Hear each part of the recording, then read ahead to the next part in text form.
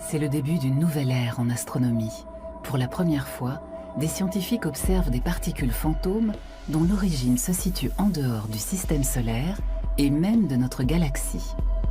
Leur source est située à des millions d'années-lumière, là où des étoiles explosent et où des trous noirs supermassifs absorbent la matière cosmique, tels de gigantesques tourbillons. Ces particules, ce sont les neutrinos, les plus fréquentes et les plus mystérieuses des particules élémentaires. Chaque seconde, 100 000 milliards d'entre elles traversent notre corps à une vitesse proche de celle de la lumière, sans que nous nous en apercevions. Elles se déplacent librement à travers l'univers, car elles peuvent tout traverser.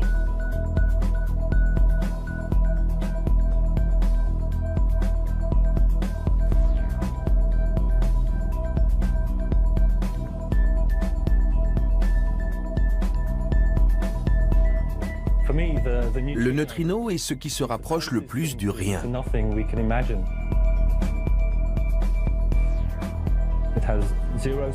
Il n'a pas de taille, ni de charge, sa masse est presque nulle, et il n'interagit que très faiblement avec la matière.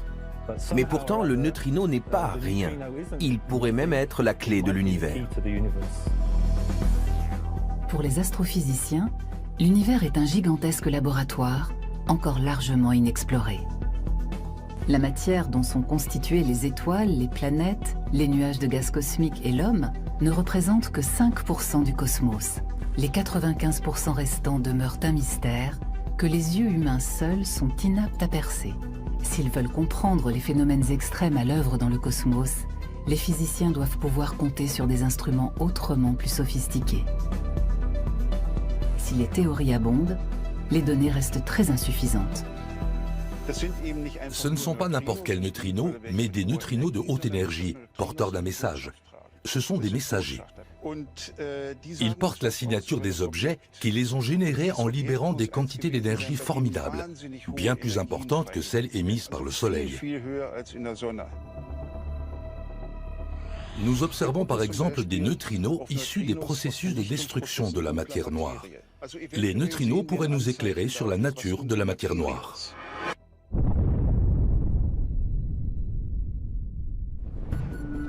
Il y a une dizaine d'années, un groupe international de scientifiques a entrepris de développer un détecteur géant destiné à capturer ces particules de très haute énergie. Et ce, dans l'un des endroits les plus isolés de la planète, le pôle Sud.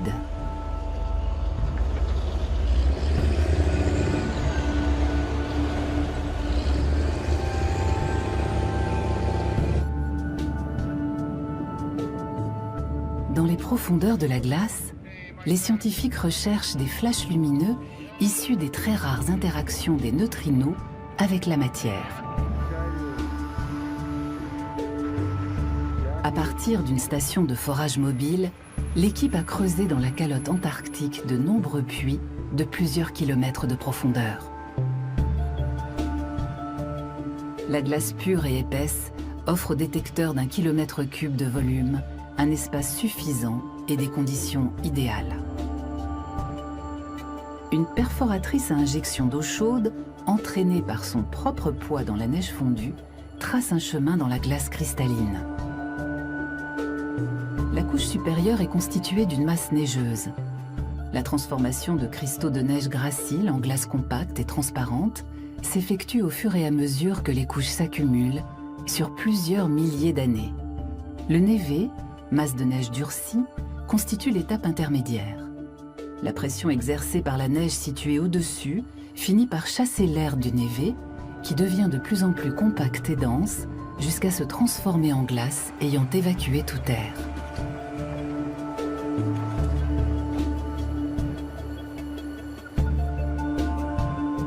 Dans chaque puits, les chercheurs ont descendu une ligne harnachée de photodétecteurs qui ont la taille d'un ballon de basket.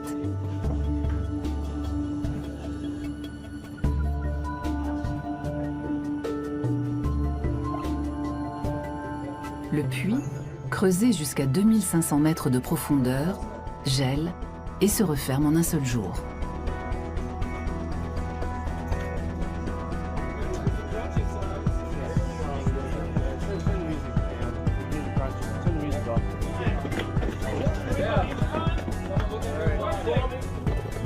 Avec un volume total de glace d'1 km3, IceCube est le plus grand détecteur de neutrinos au monde.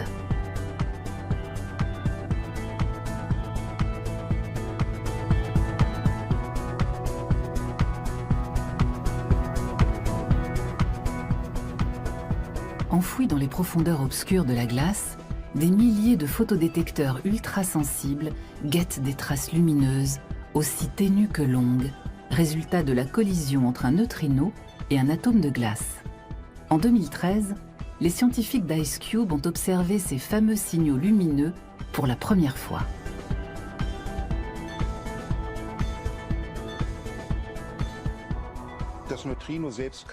On ne peut pas à proprement parler capturer les neutrinos.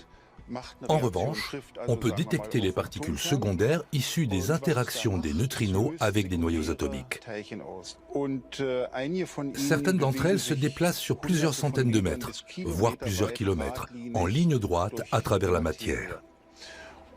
Et ce faisant, elles laissent dans leur sillage un cône de lumière appelé effet Cherenkov, du nom de son découvreur. C'est cette lumière que nous captons. C'est ainsi que nous avons détecté les deux neutrinos BERT et Ernie, dont l'énergie était telle que, de toute évidence, ils n'avaient pas pu être produits dans l'atmosphère terrestre. Ces neutrinos ont donc été engendrés en dehors de notre système solaire. Après une collision avec un atome de glace, un neutrino cosmique, qui est bien plus petit qu'un noyau atomique, laisse derrière lui une trace lumineuse qui s'étire sur plusieurs centaines de mètres. La découverte des neutrinos baptisés BERT et Ernie est l'aboutissement de plusieurs décennies de recherche. Ces messagers venus des confins de l'espace font l'objet de recherches partout dans le monde, notamment en Europe.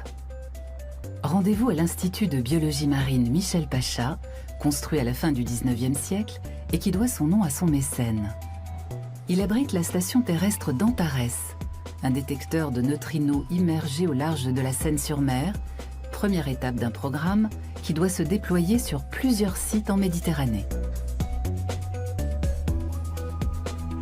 Objectif des scientifiques, décrypter le phénomène d'oscillation des neutrinos qui, au cours de leur transformation, peuvent se présenter sous 3 états différents.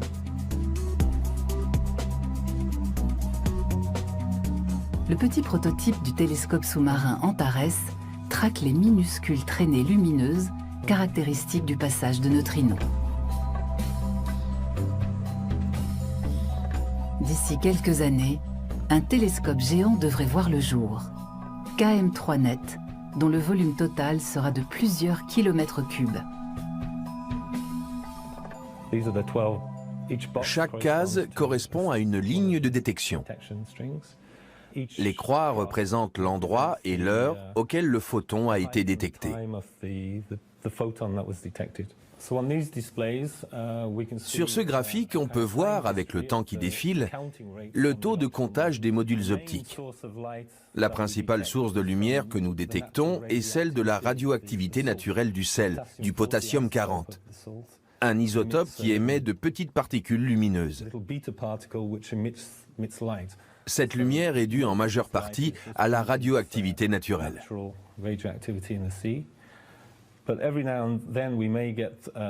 De temps en temps, on observe une fluctuation, un pic, qui correspond à une activité de bioluminescence.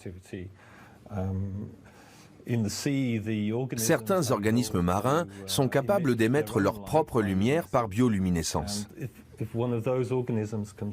Si l'un d'eux s'approche du télescope, voire le percute, et provoque un petit accident, il émettra un flash lumineux.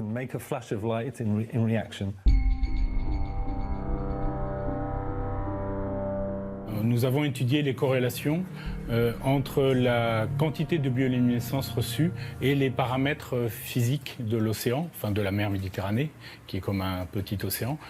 En particulier la température, la salinité, qui vont donner des signatures des différentes masses d'eau présentes en Méditerranée, comment elles se comportent, comment elles bougent, comment elles se mélangent, et aussi le courant, donc la vitesse du courant, l'intensité du courant, la direction du courant. KM3net sera un instrument de mesure sous-marin à vocation pluridisciplinaire. capables de fournir des données de biologie, de géologie et de physique. Outre les neutrinos, les chercheurs peuvent déjà détecter les signaux de certaines espèces de cachalots et de dauphins. Donc là, vous avez sur cette bande le temps qui défile, c'est en temps réel, et en vertical, vous avez la fréquence. Et donc, chaque fois qu'il y a un signal qui est identifié, il est identifié par un petit code de couleur. Et donc là, en ce moment, par exemple, il y a des donc des signaux large bande et de très très brefs, de quelques millisecondes, d'espèces de cétacés, qui sont des odontocètes, de grands dauphins. Et en parallèle, on a en même temps des signaux aussi de cachalots, sperm whale en anglais.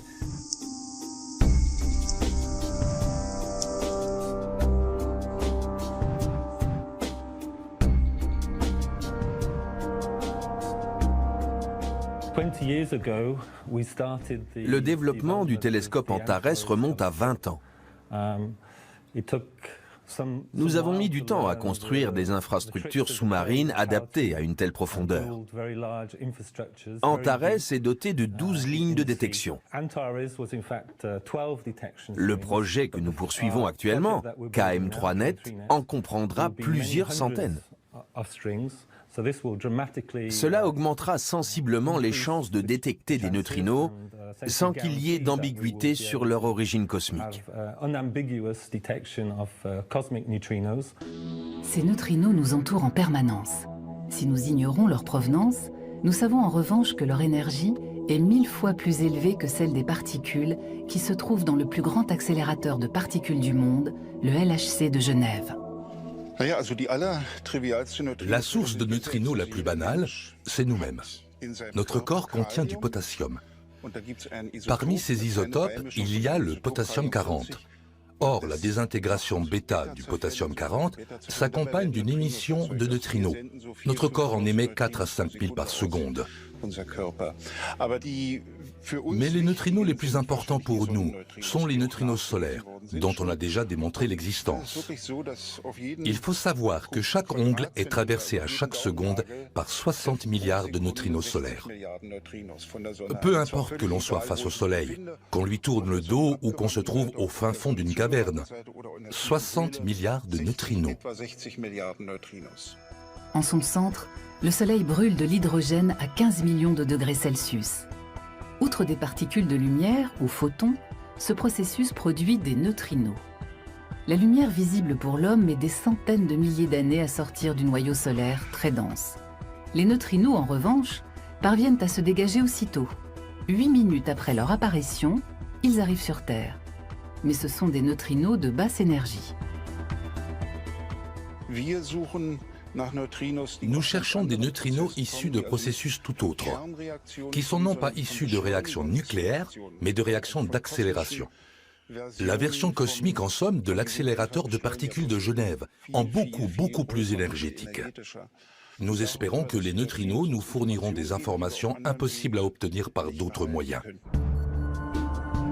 Les neutrinos forment une petite partie des rayons cosmiques qui bombardent en permanence l'atmosphère terrestre.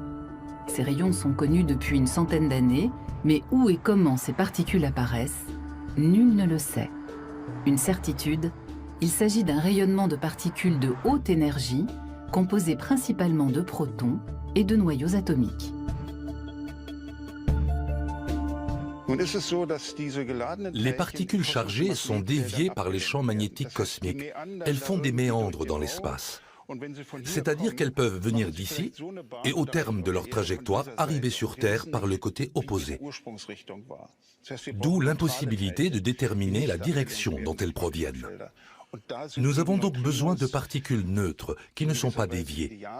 Les neutrinos sont la solution idéale. Premièrement, ils sont neutres. Deuxièmement, ils proviennent d'objets denses, compacts, dont la lumière ne sort pas. Et ils peuvent se propager à travers des couches de poussière dans l'univers sans interagir. KM3Net devrait voir le jour en Méditerranée dans les années qui viennent. Répartie sur 3 sites situés au large des côtes françaises, italiennes et grecques, l'installation formera un détecteur de neutrinos géant avec des capteurs immergés jusqu'à 4000 mètres de fond. Dans sa configuration maximale, KM3net offrira un volume de 10 km3. Comme Ice Cube dans la glace polaire, KM3net recherchera des neutrinos dans l'eau.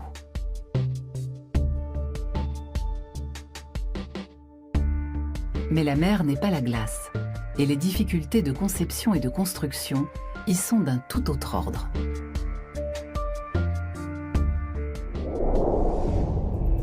Afin de pouvoir analyser les informations recueillies dans l'eau, les scientifiques installent sur le fond marin une infrastructure chargée d'acheminer les données regroupées par paquets jusqu'aux stations à terre via des câbles sous-marins spéciaux.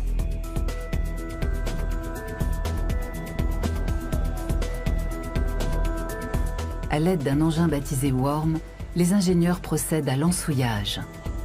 De l'eau de mer sous pression est pulvérisée de manière à évacuer les sédiments et à creuser une tranchée sur une couche rocheuse dure. C'est sur cette base stable et solide que le plongeur dépose le câble sous-marin et le recouvre aussitôt de vase et de calcaire coquillé afin de le protéger.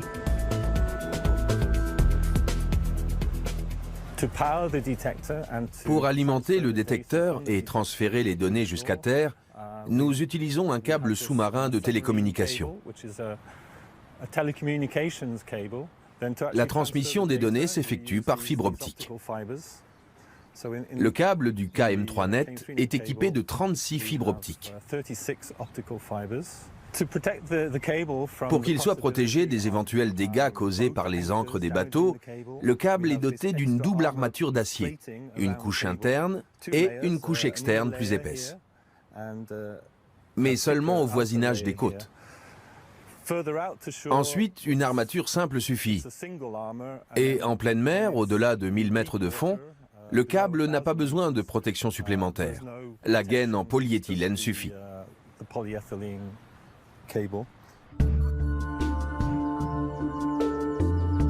Zeuthen, au sud de Berlin, est une référence en matière de recherche sur les neutrinos. Le site abrite le synchrotron à électrons allemand DAISY.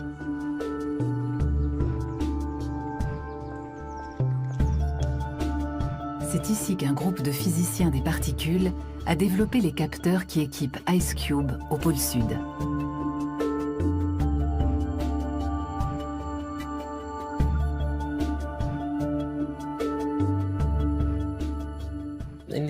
Cette enveloppe en verre contient un tube photomultiplicateur et vient s'insérer comme ça dans le module.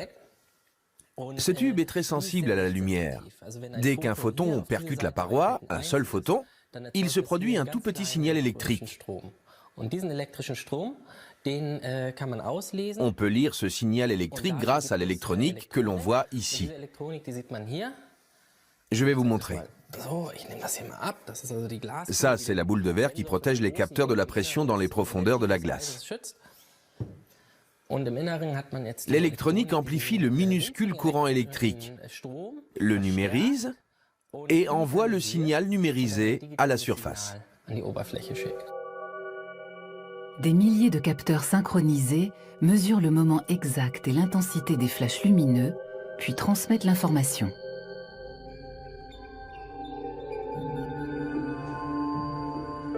Dans ce laboratoire, les chercheurs travaillent déjà à la prochaine génération de photocapteurs, plus abordables, plus simples et plus efficaces.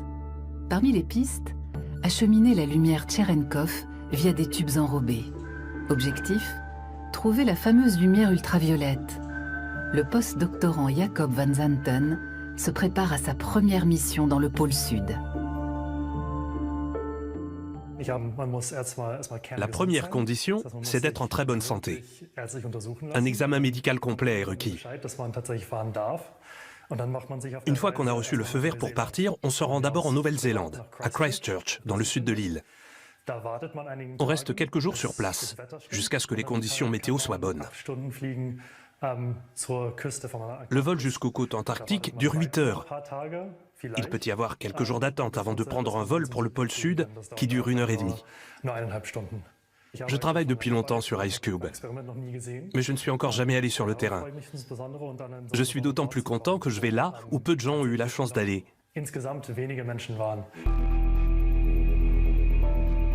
Le long voyage qui conduit les scientifiques au pôle Sud est déjà une aventure en soi. L'Antarctique est plus grand que l'Europe. Sa superficie englobe la Terre, l'Inland 6 et les grandes barrières de glace. 98% de la région sont recouverts de glace et de neige. L'été, la glace fond et le continent perd 3 millions de kilomètres carrés, soit 1/6 de sa superficie. Avec une altitude élevée, des températures extrêmement basses et des précipitations rares, l'Antarctique est la région la plus aride au monde, un véritable désert de glace.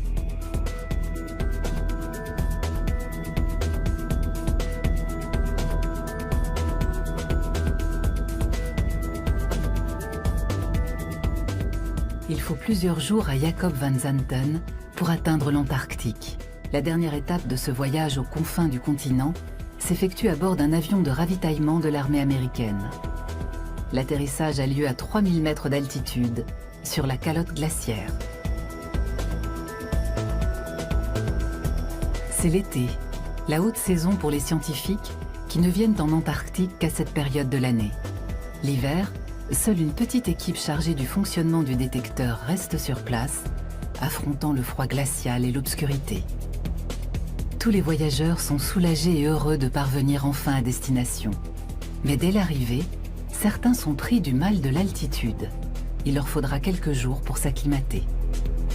La base Amundsen Scott, station de recherche américaine, est une oasis au milieu du désert glacé. Une garantie de survie pour tous les scientifiques.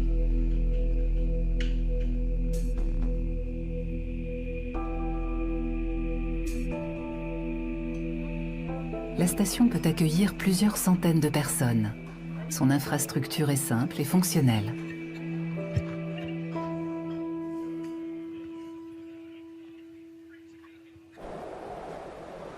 Amundsen et Scott, les découvreurs du pôle Sud il y a plus d'un siècle, seraient bien étonnés de trouver un tel niveau de confort et de technologie dans un des hauts lieux de l'astrophysique. Dans la glace, Ice Cube guette les signaux lumineux cosmiques. Ice Cube traque les neutrinos qui ont traversé la Terre et sont arrivés par l'hémisphère nord. Charge au détecteur de KM3net en Méditerranée de repérer les neutrinos arrivés par l'hémisphère sud. Seuls les neutrinos peuvent ainsi voler à travers la Terre.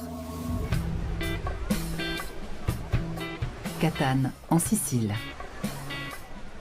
Les profondeurs de la Méditerranée, par plus de 5000 mètres de fond, sont un lieu de recherche idéal.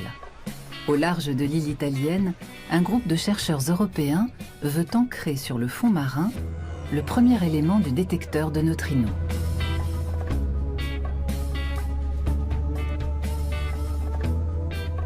Les physiciens ont adapté l'architecture des photodétecteurs aux profondeurs marines.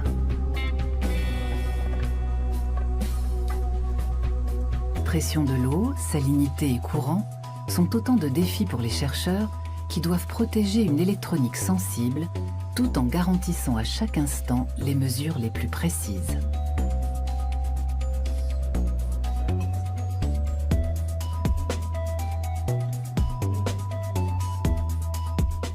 La difficulté consiste à déposer ces objets à 4000 mètres de fond. Tout doit parfaitement fonctionner avant le lancement de la mission en mer, car il serait extrêmement difficile par la suite de remonter ces objets pour les réparer.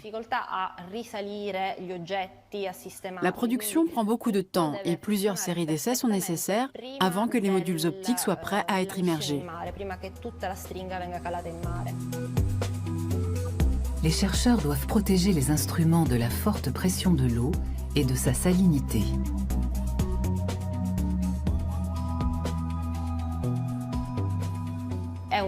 La physique des neutrinos astrophysiques est une branche absolument nouvelle, totalement innovante. Avec les neutrinos, nous allons redessiner la carte du ciel.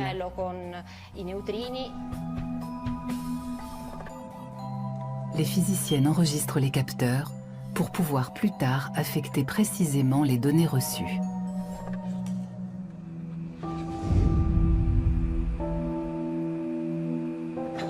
Retour à la base antarctique Amundsen Scott, où le physicien Jacob Van Zanten s'est bien acclimaté. C'est à pied qu'il se rend au détecteur de neutrinos IceCube.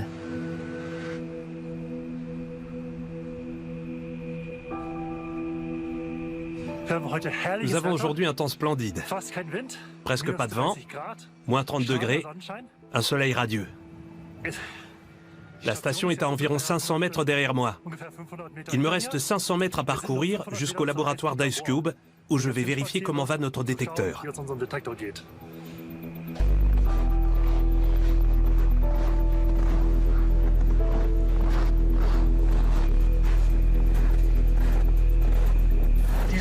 Ces piquets et ces drapeaux sont la seule partie visible d'IceCube. La majeure partie du détecteur étant située à 1,5 km sous mes pieds. IceCube est un télescope à neutrinos de tous les superlatifs. Un gigantesque glaçon high-tech. Enfoui à 2500 mètres de profondeur dans la glace éternelle du pôle Sud, le détecteur est dans l'obscurité totale. Ici, la glace est extrêmement pure. La lumière peut traverser IceCube sans être déviée. Les yeux du télescope sont à l'affût d'infimes flashs.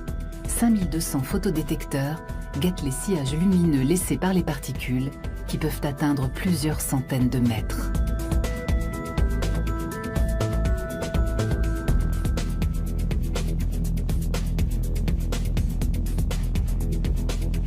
Les capteurs convertissent les signaux lumineux découverts en signaux électriques et les acheminent le long des filins d'acier jusqu'à la surface où se trouve le laboratoire, le cerveau du télescope.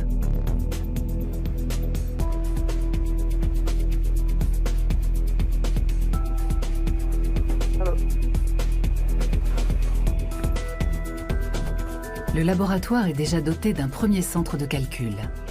Il enregistre les données captées dans la glace, les filtre grossièrement, puis les transfère aux instituts de recherche partenaires dans le monde entier. C'est ici que convergent les données des 5000 et quelques photodétecteurs, ici aussi que le télescope est piloté et alimenté en énergie. Des kilomètres de câbles et une armée d'ordinateurs.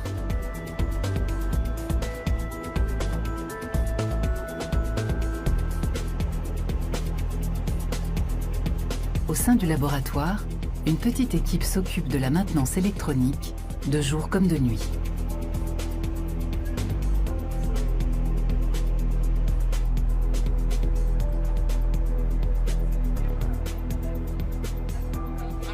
Je suis chargée de la maintenance du détecteur.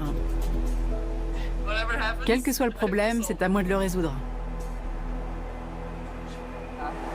Là, je suis contente car ces petites lumières vert, jaune, rouge indiquent qu'IceCube est en train de recueillir des données.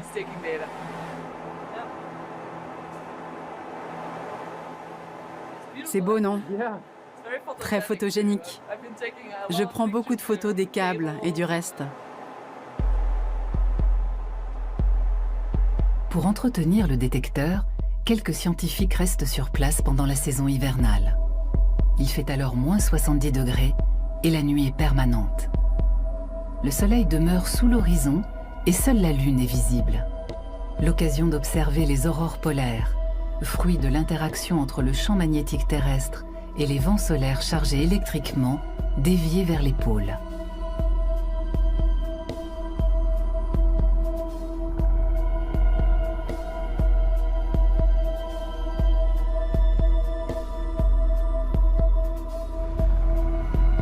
Toute une autre atmosphère durant l'été austral, alors que l'hiver règne en Europe. Pendant de longs mois, le soleil ne se couche plus. L'astre demeure visible, toujours à même distance de l'horizon. La journée offre 24 heures de clarté, le rythme jour-nuit est aboli, s'orienter grâce à la position du soleil est impossible. Le jour polaire semble être sans fin.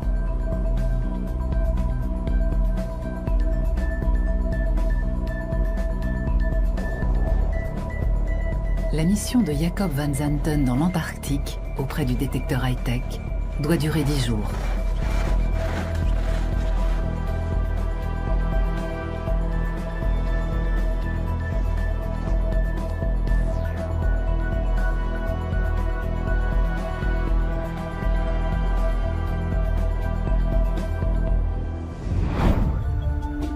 le site de DAISY, le synchrotron à électrons allemand, près de Berlin. Ce parc de serveurs est un espace de stockage ainsi qu'une gigantesque machine à calculer. On y traite les données d'IceCube qui arrivent par satellite afin d'éliminer les rayonnements parasites et autres interférences. Sur les milliards d'événements que nous traitons, nous repérons les rares interactions des neutrinos avec la matière. L'analyse des données est un processus très laborieux. Où dans le détecteur l'interaction a-t-elle eu lieu? Combien d'énergie l'événement a-t-il généré? Et de quelle direction venait-il? L'opération revient à chercher une aiguille dans une gigantesque botte de foin. Mais le jeu en vaut la chandelle. La détection de neutrinos ultra-énergétiques engendrés en dehors de notre galaxie ouvre une nouvelle fenêtre sur l'univers. Les scientifiques filtrent les innombrables événements captés dans la glace pour ne garder que les fameuses signatures lumineuses. Voici les données brutes et le détecteur dans son ensemble. Ce n'est pas en temps réel. Ça correspond à une seconde d'analyse. Oui, la vitesse est 1000 fois inférieure. En temps réel, qu'est-ce que ça donne? Le film dure 1 seconde. Ça clignote dans tous les sens. Grâce à un filtrage plus fin des données, les chercheurs parviennent au but. Les traces lumineuses les plus importantes ont un diamètre de 600 mètres. Un exploit pour de petites particules invisibles que de générer de tels sillages de lumière. C'est assez net. On distingue bien le sillage. Le muon, la lumière Cherenkov. Effectivement, c'est très net. Les neutrinos Bert et Ernie ne sont désormais plus seuls. Après leur découverte, les chercheurs ont réussi à détecter d'autres neutrinos cosmiques, parmi lesquels Big Bird, le recordman des neutrinos énergétiques.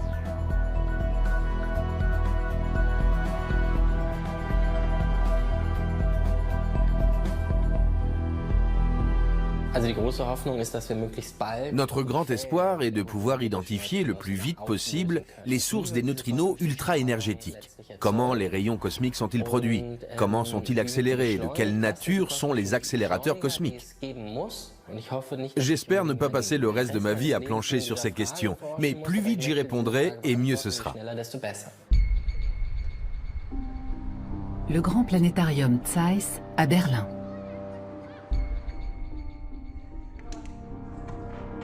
En août 2016, l'un des plus grands planétariums d'Europe s'apprête à réouvrir après 2 ans de travaux de modernisation. Tim Florian Horn, son directeur, est fasciné par les neutrinos extragalactiques.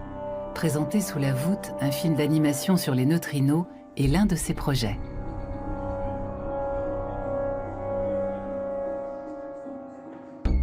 Tim Florian Horn est spécialiste de la visualisation des phénomènes cosmiques. Grâce aux techniques de projection les plus récentes, il veut faire connaître au grand public les dernières découvertes en astronomie.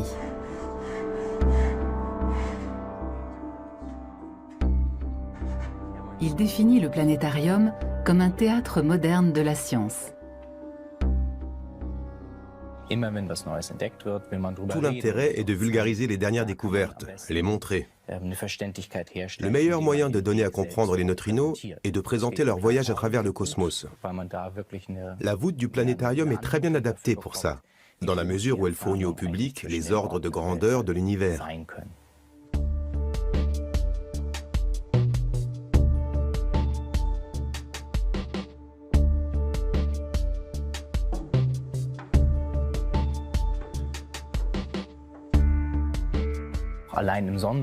Parcourir ne serait-ce que le système solaire prendrait en temps réel des semaines, des mois.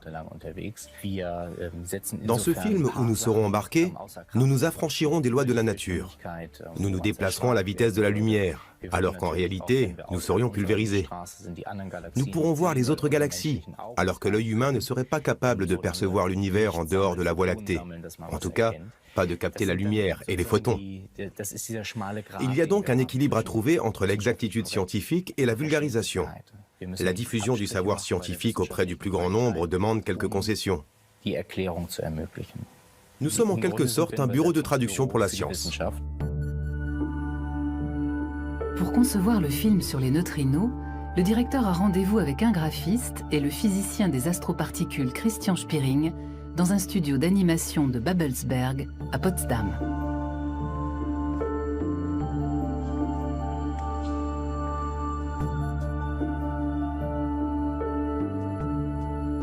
Le trio veut reconstituer sur grand écran le voyage d'un neutrino cosmique.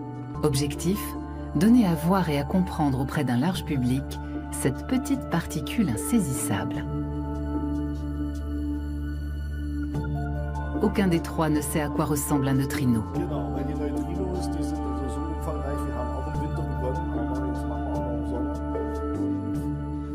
Qu'est-ce qu'on veut montrer? Et quelle doit être la part d'exactitude scientifique, en sachant que l'objectif est d'expliquer comment un neutrino se propage dans l'univers? Pour ma part, je verrais bien une sorte de traînée de condensation, comme celle des avions de chasse. Mais j'ai du mal à imaginer l'avion de chasse en lui-même. Ce qui m'intéresse, c'est sa trajectoire à travers divers objets célestes. Ou alors, on représente simplement le neutrino sous la forme de la lettre de l'alphabet grec nu. Ça me suffirait d'un point de vue formel. Quelles sont les questions? D'où viennent-ils? Comment volent-ils? Et quelle est leur destination? Je suis le neutrino. Je vole à travers l'espace. Un point de vue subjectif. Oui, subjectif. Je croise en chemin des galaxies qui passent à toute allure à côté de moi. Je les laisse derrière moi et puis du vide. Du vide. À un moment apparaissent notre galaxie, puis le système solaire, puis dans le lointain, une sphère bleue, la Terre. Pour le physicien, les neutrinos sont des particules sans forme particulière. Le graphiste lui soumet quelques idées. Ça, c'est un atome, pas un neutrino. Pour moi, un neutrino ressemble plutôt à un point, à quelque chose d'indéfini, de tout petit. Bien. Proposition suivante. Un modèle qui brille davantage, moins tangible, entouré d'oscillations. Là, on dirait des petits elfes qui dansent une ronde autour d'une boule verte. C'est ce que m'évoquent ces oscillations.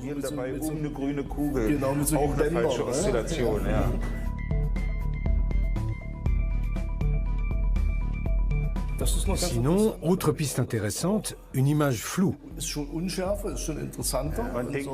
Non, on va penser à des éruptions solaires. Le problème est que certaines représentations sont déjà ancrées dans l'imaginaire. Tout à fait. Moi, ça m'évoque une scène de Star Trek, ce genre de lumière vacillante. C'est un neutrino excité. Oui, très excité. Par contre, j'aime bien la version avec la sphère aux contours bien délimités, comme une boule de billard. Si on ajoutait des bords un peu effilochés, estompés, ça soulignerait le côté particule fantôme. Seulement, je la rapetisserais un petit peu. Elle me paraît encore un peu trop grande par rapport à l'écran. Pas de problème. Oui, comme ça. Voyons voir ce que ça donne.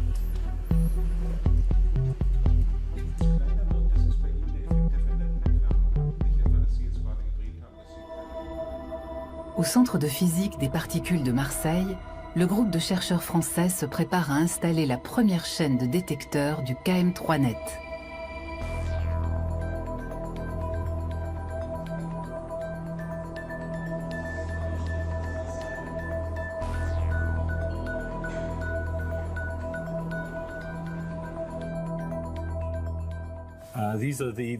Voici les yeux du télescope. Les photomultiplicateurs sont très sensibles à la lumière.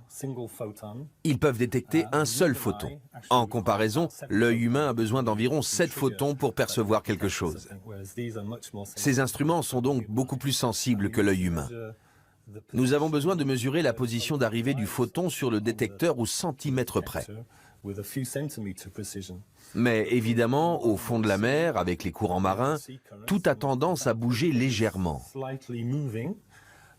L'intérieur du module optique contient donc des compas très précis qui mesurent la rotation de la sphère et son inclinaison dans les diverses directions.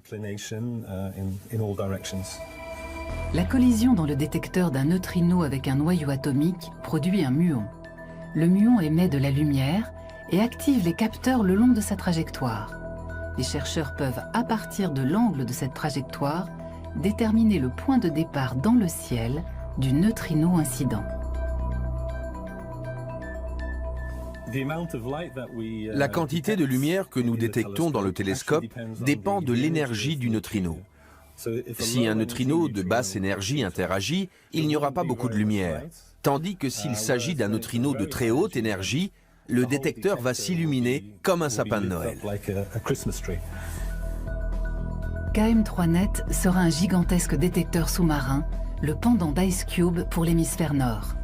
Chaque ligne de détection de 700 mètres de long est dotée de 18 capteurs de la taille d'un ballon de basket.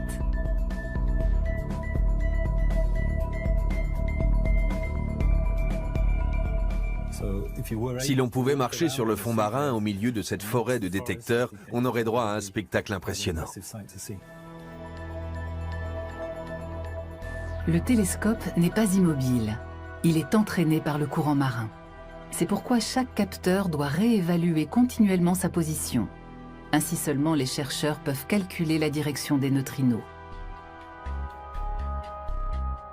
Retour dans le studio d'animation à Potsdam. Tim Florian Horn, le directeur du planétarium de Berlin, a apporté un logiciel qui lui permet d'animer les régions de l'univers connues à ce jour.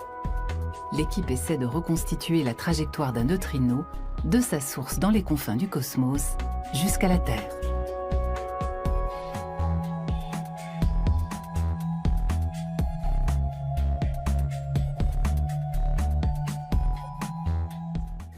Une carte graphique ou un système informatique ne permettent pas de représentation à de telles échelles. D'où la nécessité d'utiliser ce logiciel qui croise les systèmes de coordonnées. De cette façon, nous volons plus vite que la lumière. Ce serait bien, lorsque le neutrino traverse la matière, que ce soit un astéroïde ou la Terre, de zoomer au niveau atomique, pour qu'on voit le noyau au centre et les électrons autour. Qu'on se rende compte que l'atome est constitué essentiellement de vide, facilement traversé par le neutrino. La Terre entière se compose de vide. C'est ce qui la rend perméable aux neutrinos. La représentation au niveau atomique permet d'expliquer au public pourquoi le neutrino peut traverser tel un fantôme des planètes entières.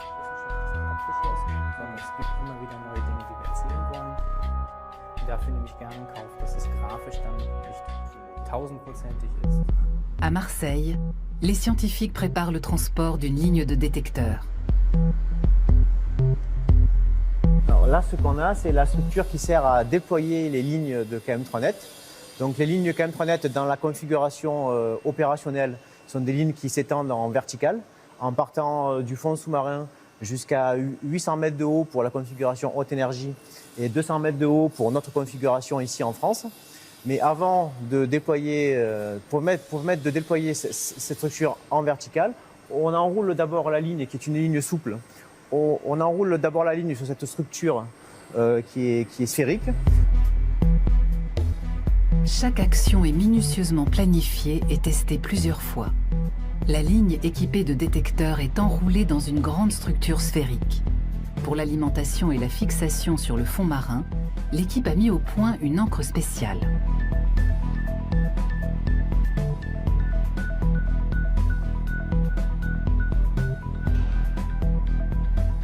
Avant de quitter la halle de construction, la ligne de détection est chargée sur l'encre jaune.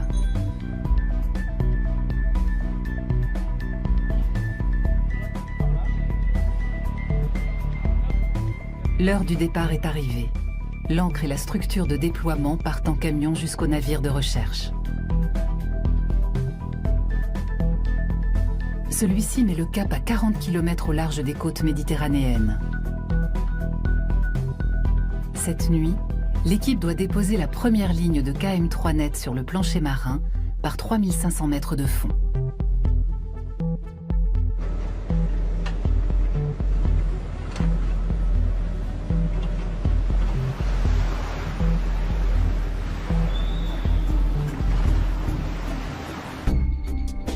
Lentement, à raison de 12 mètres par minute, la ligne de détection et son ancre entament leur descente, accompagnés par des robots plongeurs piloté depuis le navire par des ingénieurs.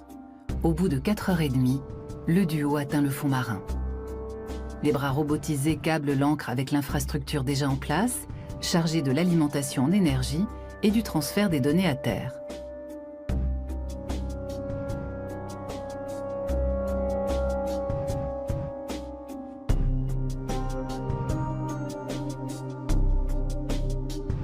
Puis, une bouée tire la structure de déploiement vers le haut.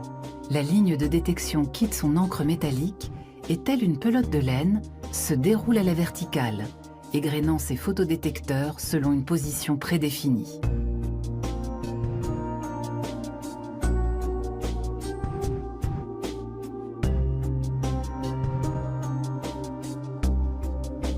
Le déploiement de la première ligne de détection est un succès. Plusieurs centaines d'autres suivront. Bientôt, KM3Net pourra détecter les neutrinos extragalactiques.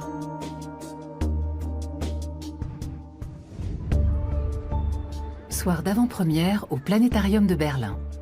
Le directeur, le physicien et le graphiste s'apprêtent à découvrir le résultat de leur collaboration inédite. L'univers est pour la science un gigantesque laboratoire. Au programme, comprendre les accélérateurs de particules cosmiques, vérifier la validité des lois fondamentales de la physique, mais aussi explorer des régions où la gravité, la densité et la température sont extrêmement élevées, où des étoiles explosent, ou bien s'effondrent sur elles-mêmes et produisent des trous noirs. À l'écran, une explosion cosmique dans un gigantesque accélérateur de particules situé à des millions d'années-lumière. Un immense jet de particules émis par un trou noir supermassif au cœur d'une galaxie active.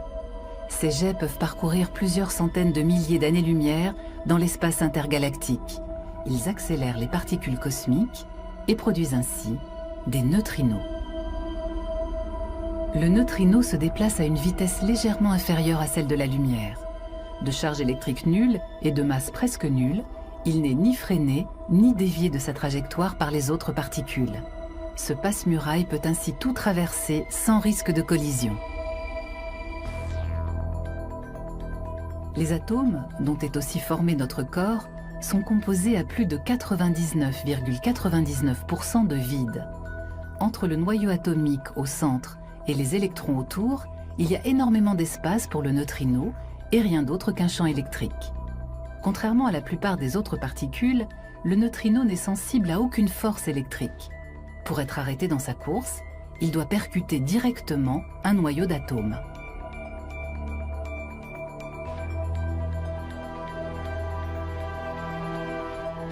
Seuls les télescopes de taille gigantesque permettent d'assister à cet événement rarissime. Mais même au sein d'Ice Cube, les probabilités pour qu'un neutrino heurte un noyau atomique sont infiniment faibles. Guère étonnant que BERT et Ernie, les deux premiers neutrinos extragalactiques détectés par les scientifiques, soient devenus les mégastars de l'astrophysique et de la physique des particules. Avec la découverte de ces neutrinos cosmiques, nous avons ouvert une nouvelle fenêtre, mais nous l'avons seulement entr'ouverte. Nous savons que quelque chose existe là-haut, mais nous n'avons pas encore cartographié ce territoire.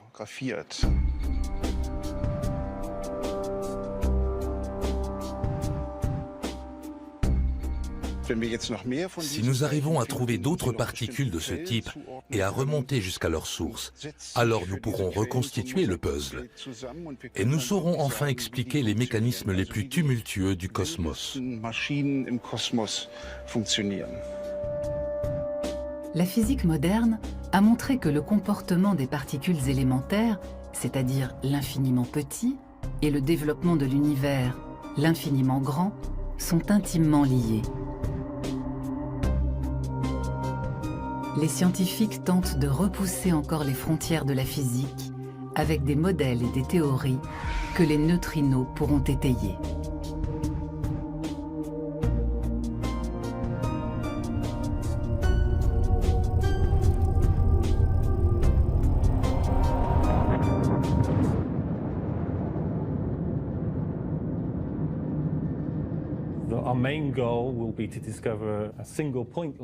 Notre objectif principal est de découvrir une source de neutrinos.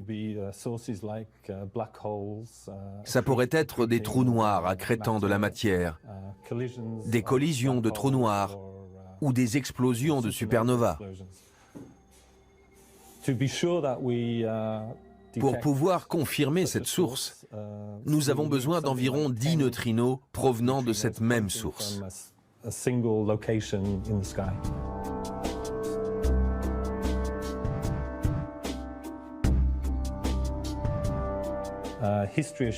L'histoire a montré qu'à chaque fois que l'on met en place un nouveau télescope, il ne faut pas être surpris d'être surpris.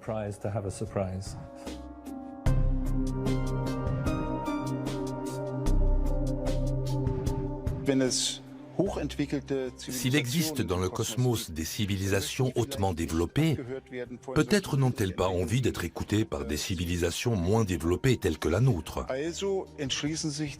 Elles pourraient utiliser pour communiquer non pas des ondes électromagnétiques, mais autre chose, par exemple des neutrinos. Vous imaginez les neutrinos, des signaux de Morse venus de civilisations extraterrestres.